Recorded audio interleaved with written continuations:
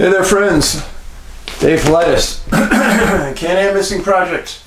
It's our executive producer, Huck. That's Huck L. Berry. Yes.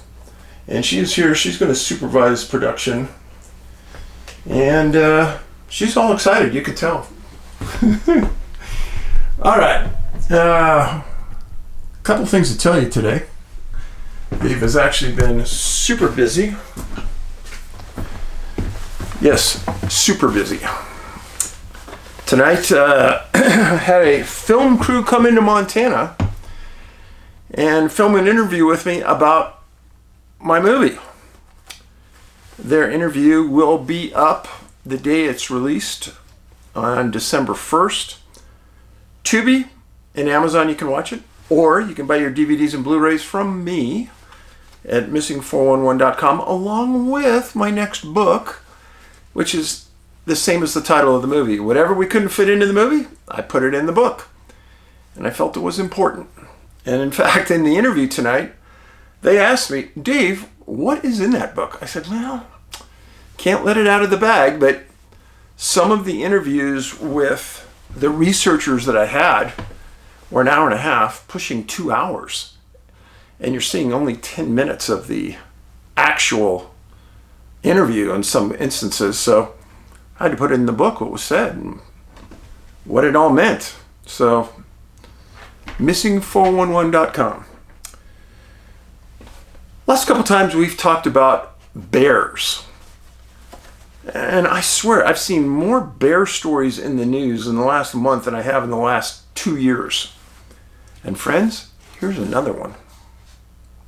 State Line, Nevada. An 87-year-old Lake Tahoe man got the surprise of his life Wednesday morning when he went to his garage to retrieve some firewood at 4:30 a.m. First of all, you're not going to get me going in my garage at 4:30 a.m. to get firewood. That dog don't hunt. When he opened the door to the garage, he encountered a bear inside that he estimated to be 250 to 300 pounds. The bear had entered the garage from a door connecting the garage to the backyard. Rule number 1, when you live in bear country, garage door, side doors are always closed and locked. According to an investigation by the Nevada Department of Wildlife, the bear then scratched the man who was retreating into his home. The bear followed into the Kingsbury Grade area home. So my folks always had a home in that area of South Lake Tahoe. There's South Lake Tahoe, and it's split between half in California, half in Nevada. As you're going from California into Nevada, you know you're in Nevada because these giant casinos are there. The first major right-hand turn after that is Kingsbury Grade, which goes up to the Nevada side of Heavenly Valley, which is very good skiing. But that road up into the mountains, all kinds of wildlife up there. The bear was frantic and encountered barking family dogs once it entered the home, and it then tried to find an exit. Bears don't like dogs. The bear scratched at the bedroom door of the couple, and the man's wife, also 87, opened it thinking it was the dogs trying to enter. The bear scratched her as well. I'm not into killing things, but I'm sorry. At this point, that bear's in the home. It could be a dead bear. The couple's granddaughter was in the home. Now, this is what I would be worried about. And ran to open all exterior doors in an attempt to get the bear outside. The bear exited, and first responders were called to get attention to the wounded couple. The male was able to drive himself to the hospital where he received stitches. His wife was transported by ambulance, and she received 20 stitches. That's a bad wound. Both were released after being treated. They also received rabies shots. Nevada biologists were at the scene doing their investigation the following morning. They collected DNA from scat, footprints, and hair found inside and outside the home in the garage. A trap will be set to try to catch the bear, a Nevada wildlife spokesman said. They take all human bear encounters seriously. Their biologist applauded the granddaughter's quick thinking in getting all the doors open so quickly. That was brilliant. The homeowner told authorities he watches the local bear activities and has never seen bear that entered his home before. Nevada Wildlife wants to remind everyone in the Lake Tahoe Basin that this is the time of the year bears enter hyperphagia, where they need to eat consistently and consume as many calories as possible for the winter. They want residents to remove attractants such as bird feeders, secure dog food, trash cans, anything else that can be food for bears. Always keep home and car doors locked. On the back deck of the Kingsbury home, there was a small bag of bird seed, and in the garage was a bear-resistant trash container and pet food. Nevada Wildlife recommends keeping bear-resistant containers away from the home, even if locked, as bears can be attracted to the smells. How effective are those bear-resistant trash cans? Oh, I've got some great stories. First of all, I think it's a county law up in the Tahoe Basin, you've got to have one. Some bear are so smart, they can get those open so easily. And I think I told you before that bears, smart bears, can get into a car so easily. Really. Even if you lock the doors. It takes probably a 200 or 300 pound bear to do it, but that little ridge on the top of your door, when the door closes on the car, there's like a little lip in there where you can kind of get your fingers in there a little bit. Bear jumps up on that and tucks its claws right in there and leans back and pops the glass on the door and goes in. And as little as chewing gum inside the car will attract the bear to go in and get it. So and this happens in Yosemite all the time. You don't want to ever leave anything in your car in that Yosemite Basin, ever. All right. Today, got a pretty recent case, and I did a deep dive on this that you won't see anywhere. It involved a hunter who disappeared in northern Oregon. And this was just not your normal hunter. His name was Devon Dobek. And you know what? That picture sold me that I'm doing a story on this guy. Looks happy, loves his dog. That dog looks happy. Look at the eyes on that dog. Beautiful, husky. So Devon, 51 years old, went missing October 31st this year, just recently. He was a deer hunter, and he was in the Mount Hood National Forest. So let's stop there. Mount Hood has a long history of weird things happening. They've got everything you can imagine happening around that mountain and in that forest. And it's all been reported in the last 100 years, not just recently. And I have tons of people missing from there as well. He lived in Hubbard, Oregon. He was a 93 graduate of Philomath High School, a 98 graduate of Oregon State University, and he was a self-employed business owner. In 2006, he got married, and because he has an unusual name, I went backwards into the archives to see what I could find out about him. Unfortunately, I found out a lot. In 2003, Devon was, I would say, pretty close to a world-class athlete. In Albany, Oregon, he took first place in a national 10K for 25 to 29 years old. 2004 in Corvallis, Oregon, he took second place in the men's 30 division in a national race. Then he decided, well, that's not quite hard enough. I should start doing triathlons.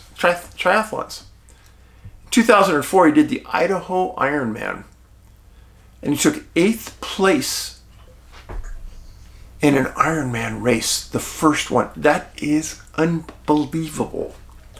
Ironmans are the toughest of all triathlons, and nobody can just enter those. You have to qualify, and his other events that I just gave you showed he qualified. So a triathlete, you swim, you run, you bike. It's all tough.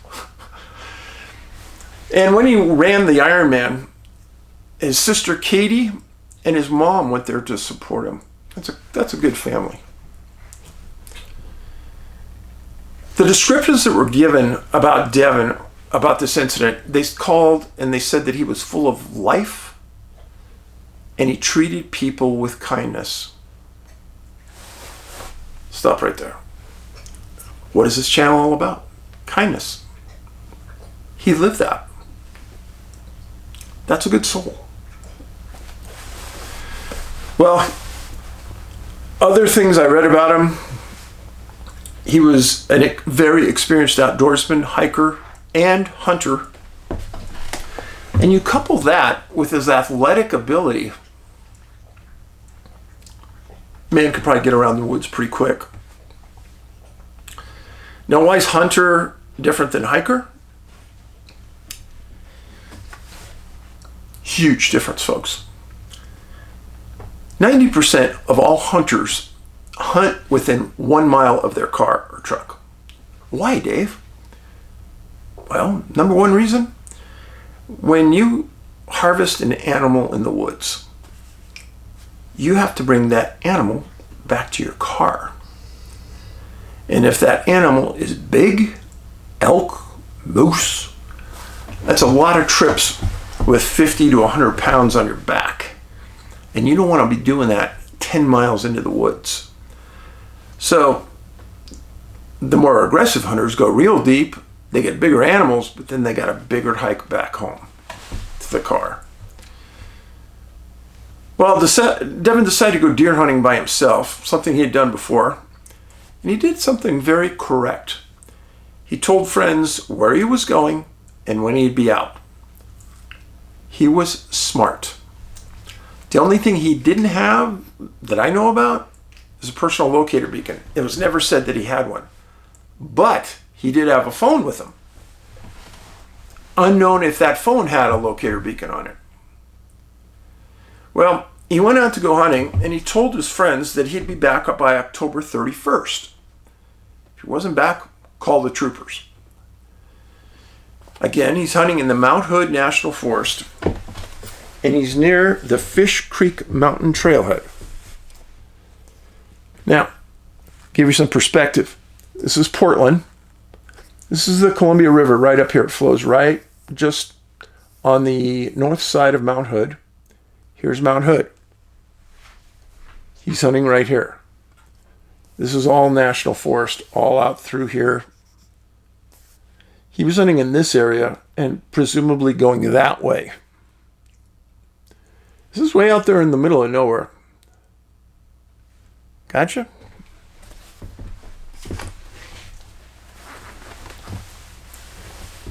So he drives into the trailhead parking lot, gets out, takes his rifle, starts hiking.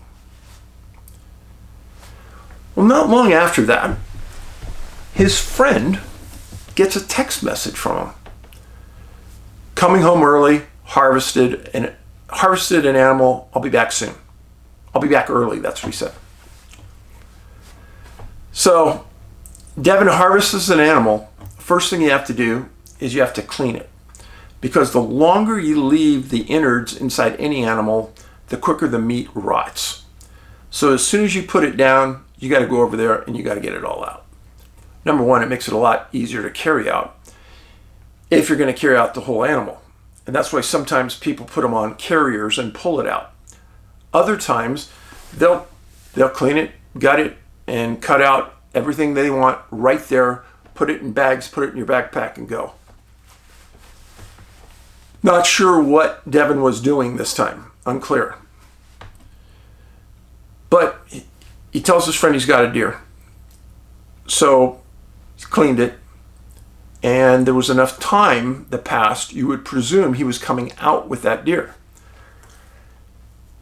If I was on the search and rescue, I would put all the search parameters within 1 mile of his truck.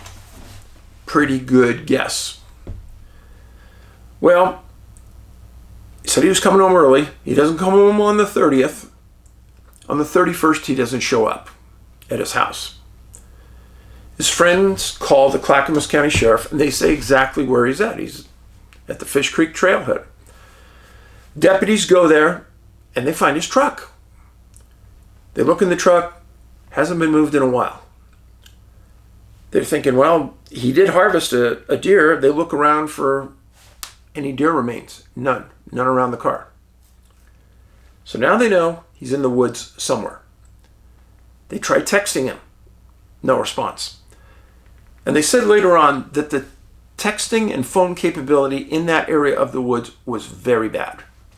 So how he got a text out, that's $1 million question. I don't know.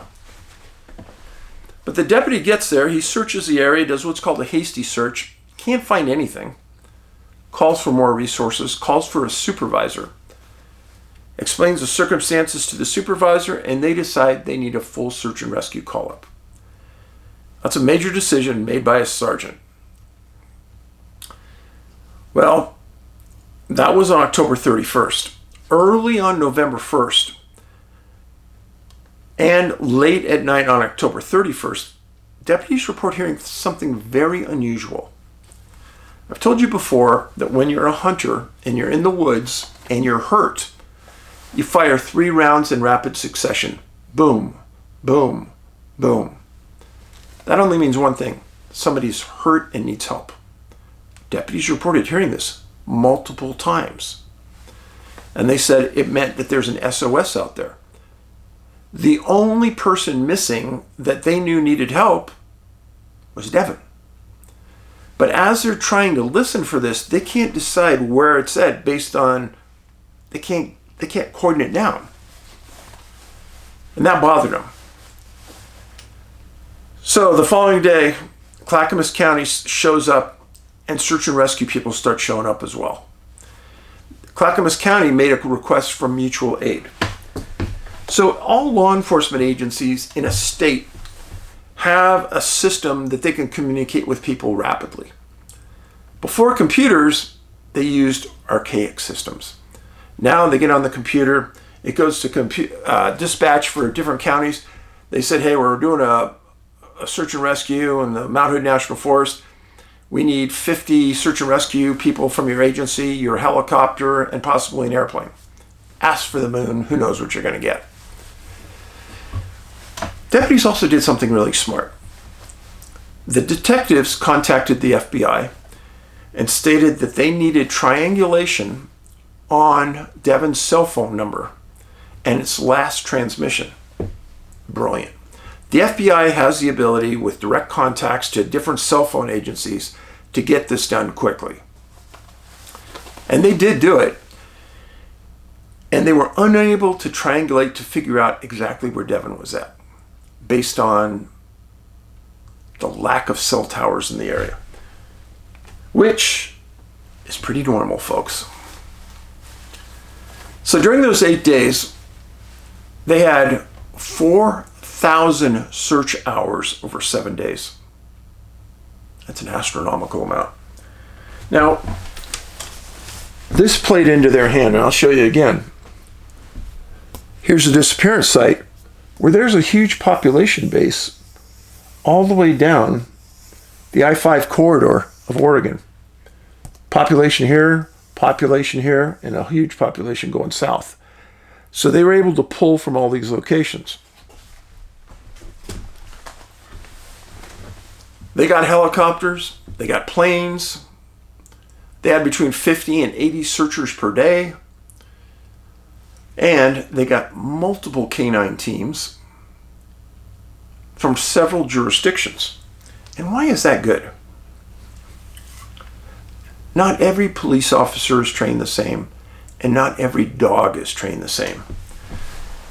Some people, the canines we worked with on our police department, they were trained twice a week. They were the top.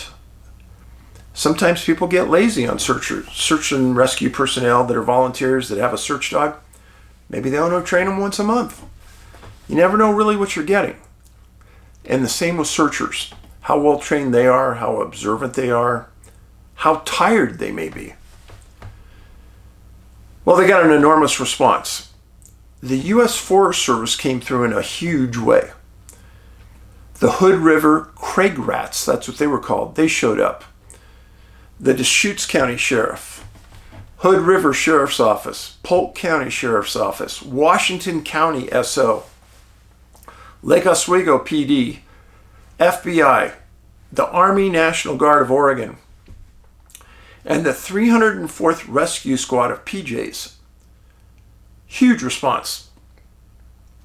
Heck, I've told you about search and rescues in the last 6 months. It didn't even have one of those organizations show up. Again, they searched for 7 days. There were weather issues during the week that encumbered the searchers. But after 7 days, they didn't have anything. Now, some of the helicopters had FLIR. Some of the drones had FLIR. So they should have picked up warm indicators on the ground. They weren't picking up anything. And as is always the case, when is searching enough? Is 7 days enough? Honestly, in this case, because he was still an athlete, I think he had a better chance of living longer than 7 days. They said he was dressed appropriately. So I might have carried that 10 days. But at 7 days, they told the family, hey, that's it. Well, the family was prepared for it. They had gone on a GoFundMe site and they started to solicit funds for their own search. Now, these private searches, they can be a disaster or they can be very successful. It depends who's running it and the organization behind it. Some organizations are outstanding, some are not. Well, the family and friends, they get about $33,000, which is a good sum. Because volunteers, ground pounders, they don't cost anything. What really costs the money is you want to feed those people that are volunteering their time. That costs a little bit. But the real expense, helicopters. And they did get a helicopter. They can be as much as $1,500 to $2,000 an hour. Well, like I said, you can assume from the text from his friend that he had the deer, and by the time he got the text and said that, he was probably walking back to the truck. That would be my best guess. So that 1 mile radius from the truck, there was a district attorney in a county nearby. And that district attorney did the GoFundMe and got the money, 33 grand. Gets the helicopter and they start flying. They break the area into grids and people start searching. And guess what? How many times have I told you that an organized search by a sheriff's office, state agency doesn't find it, and a private search does? How many times have I told you that? Well, guess what happened? On Saturday, November 15th, about 5 days into the private search, Clackamas County gets a call from the private searchers saying that they think they found a body on fairly close to the truck on a searcher looking through binoculars, looking from a top of a ridge down, possibly at the bottom of a cliff. Clackamas County says, okay, we'll be there. 4:30 that afternoon, they had already dispatched a trained technical climbing team that arrived and started to move their way into the area. They stated that they had to cross a river, doesn't make sense, to get to this location. Because I don't believe that Devon would have crossed a river to go hunting because it was freezing cold. But they said they had to traverse a river and several hundred yards of rough terrain to get to the place where he could have been. And about the time they were within a reasonable point, they lost light and they had to retreat. You don't work in the dark in the middle of nowhere on terrain you don't know. That's a recipe for disaster. Sunday, November 16th, crews attempted a second onslaught on the area to recover the body. This time they deployed from the Fish Creek trailhead, same as where his car was parked, and that rope team reached the body by 1 p.m. in the afternoon. They said the body was deceased and it was believed to be Devon. And weirdly, they said that the deer was with Devon at the bottom of the cliff. They stated that the location was 900 yards from the trailhead in his truck, which fits my assumption that he was within that 1 mile. He was within a half a mile, which also would mean that would be in the primary search zone. They said that the body was recovered and sent to the coroner. Gotta go with the facts here. 7-day search and rescue by some of the most well-trained search and rescue organizations in Oregon. 4,000 man-hours failed to find him. Fact number one. Number two, multiple canine teams didn't find him. Helicopters with FLIR didn't find him. Planes didn't see him. Professional trackers couldn't track to where he was located. I want you to think back now. If you're a veteran of watching these shows, how many times have I told you search and rescue teams don't find somebody and later private searchers find them in the primary search zone? How many times? So my question to you is, what does that all mean? Was he even there when they were searching? Why would Devon be anywhere near a cliff with a deer? To me, that makes no sense at all. Because remember, he called and said he already had harvested one and be home early. No reason to be near a cliff. Personally, if I had harvested a deer and the deer was intact, hiking all the way in a switchback formula to the bottom, I just would have thrown the deer over the ridge. Gone down there and get it. Why huck it all the way down and get tired? I know some people are going to say, oh, you know, you break the bones and the... whatever. He was a conditioned athlete. He was still in a conditioned athlete state. Weather had been an issue over this time. Classified as a very experienced hunter and outdoorsman. Friends, everything about this sounds wrong. Remember in Missing 411, The Hunted, where the guy said that the UFO dropped him at distance and he fell down a ridge. I've told you this many times. When I'm alone in the outdoors, I'm much more careful than I am if I'm with other people. Why is that? Because there's no help coming if I get hurt and fall off that cliff. Devon was smart. Why would he put himself in a position of danger? Could this be, and I've highlighted dozens of cases of people who have fallen in areas that make no sense at all. Remember the craft that the hunter was in The Hunted. Those entities were interested in elk and took them and put them on the craft. Could they be interested in deer as well? Of course they could. I don't know. I haven't seen the cause of death released by the coroner, but my guess would be a blunt force trauma. Just a guess. He was dropped, he fell, hit the ground, died. And coupled with this area being filled with high strangeness, a very, very unusual case. Now, I want to thank you for being here. Very much so. I'm doing 2 events this year. One in Ocala, Florida. One in Gatlinburg, Tennessee. For the same organization that runs the cruise that I was just on.